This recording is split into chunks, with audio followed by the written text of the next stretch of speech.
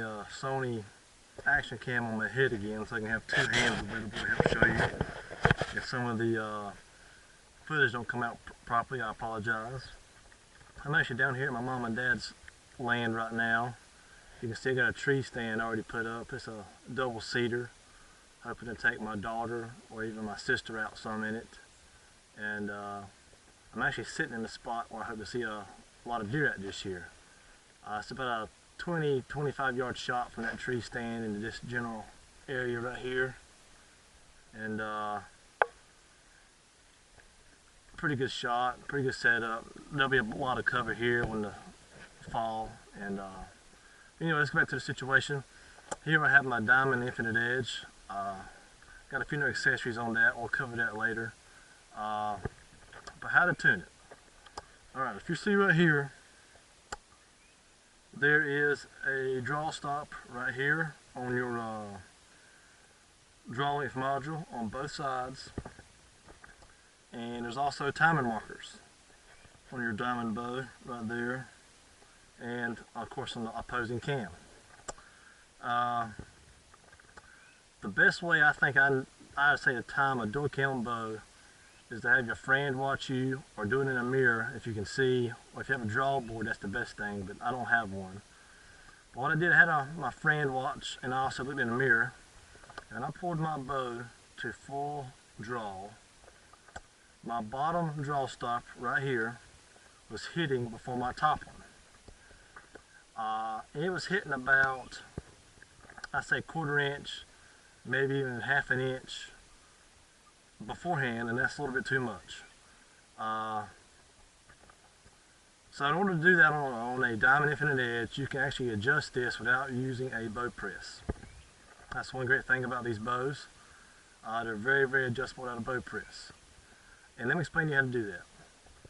Alright, you've got your limb bolts right here. Loosen those up quite a bit. Take about a twist or so on this one, twist or so on this one, and keep going back and forth. That way things stay pretty even. And beforehand, you might want to mark, like on your bolt itself and your limb, where everything's at. That way you can go back to it if it's where you like it. Just take a little chalk or even a mark or something visible. Just mark your bolt and your limb on both sides. That way you can tell what's going on. Anyway, keep loosening these bolts down. And what I did is, you can see in this little hole right here, your spy hole, loosen, loosen, loosen until you see just a touch, I mean just a hair of daylight in this hole right here. So you back it out, and that bolt will go all the way through this hole, and you'll see just a touch of daylight. I mean, I put it up to a light or something bright so you can see it. And I believe in the Diamond manual it says you can do that. Like once you see a touch, you can actually go 5 or 6 more twists, but you really don't have to. Just wait till you get a touch of daylight in these holes right here. When you do that, it'll loosen up your bow and your strings so much that you can tune them. Alright, so like I said, my bottom cam was hitting my string on my draw stop before the top one. Twist the cable on a dual cam bow that is on the cam that is too fast. So my bottom cam was hitting my string too fast, so I was going to tighten this cable right here. So let me show you how I did that. Now I ain't got my bow loosened up. This would be a pretty good example. Hopefully you can catch it. So my limbs are loose, or they're supposed to be loose. And here's what I did. When you do that, you can actually take your cam with your hand and turn it in towards the bow, which will be counterclockwise, this way. You can turn it in just enough to where you can take this string right here. This is the string on the outside of your cam. You can take it when you turn this cam in, whenever your strings are real loose. I can't do it, my bow's way too tight right now. But you can turn that cam in. When you do that, it'll release the pressure on this string. So in one hand, I would take it like this right here and turn this cam in.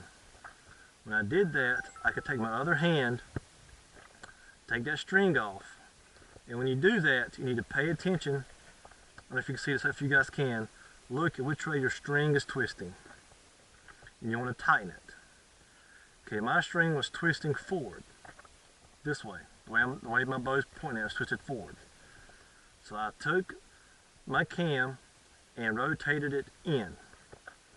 And then when I took this string off, I could twist it forward half a turn, a full rotation, or however many it takes to do that. Now here's a warning. When you take this string right here off, the pressure of your bowstring will want to make this cam cycle back out. So in order to stop that, what I did was I took the same Allen wrench I used to loosen my limb bolts with and put it in this hole right here. What that did was it made it where my cam would stop against my limb right here and just hold it just tight enough so I could get my hand back on it. Because your cam's going to rotate out because there's no longer any pressure holding this cam in there. So I did. I twisted my cam in counterclockwise, made this string right here on the bottom cam loose. I rotated that string. I think I rotated mine about twice, 2 full rotations because I was about half an inch off, and rotated it twice. Then when you do that, you hold your cam back in like you had it when you took your string off. You got to rotate it back the same way, and make sure you follow your string, take it around this knob right here, and hook it back on. And then slowly, let the cam rotate itself back out so everything tightens back up nice down here like it's supposed to be. Everything's in the appropriate grooves. Alright, when I did that, remember I tightened the cam that's the head.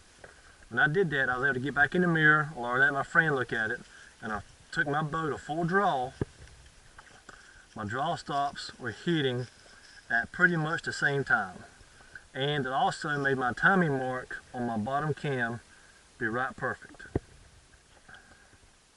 While we're talking about tuning, let me give you a few of my opinions on bow tuning.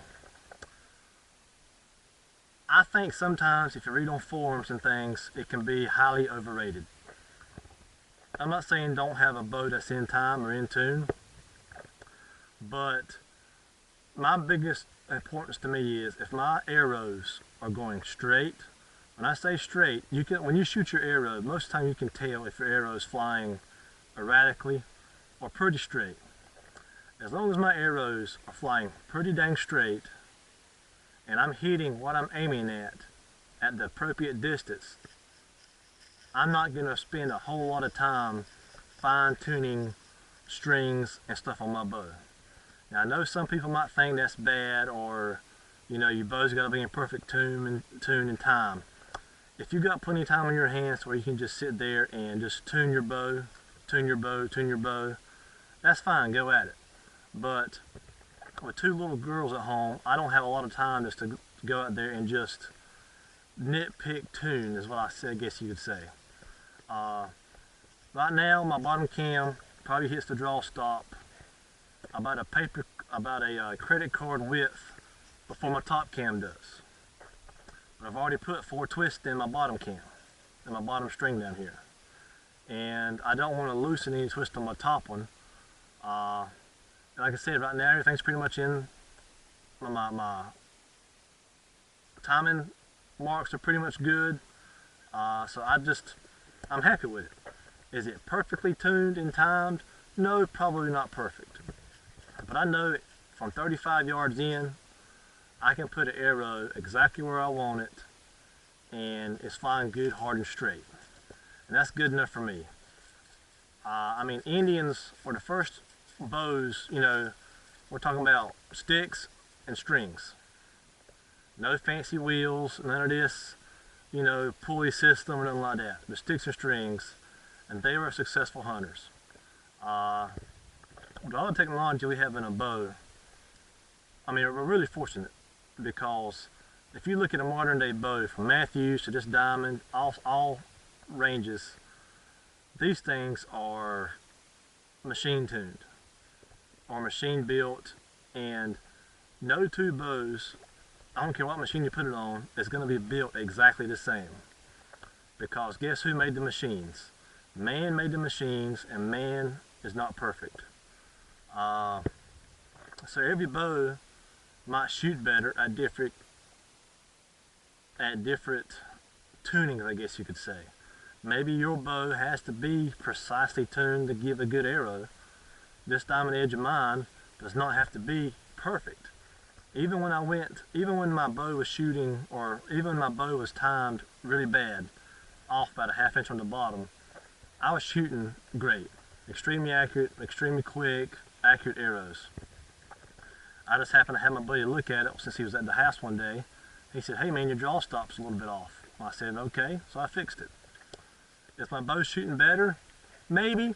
Is there enough difference for me to know, hey, I'm glad I tuned it or timed it up a little bit? Not really.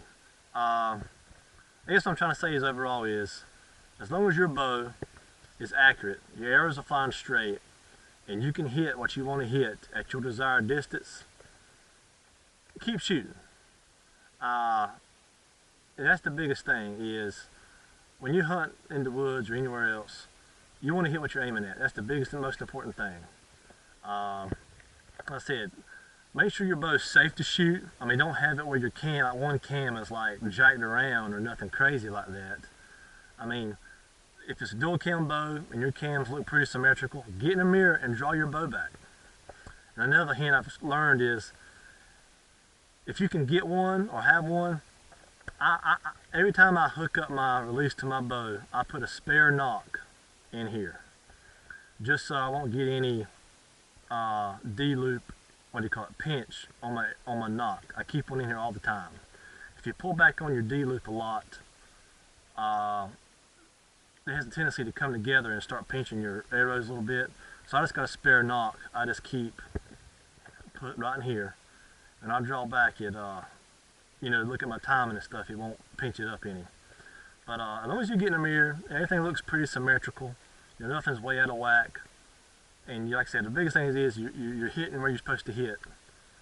That's the most important thing to me. Guys, I wish everybody good shooting. If you have any more questions about how to tune your Diamond Infinte Edge, I will help you if possible. You guys have a great day, and thanks for watching my video.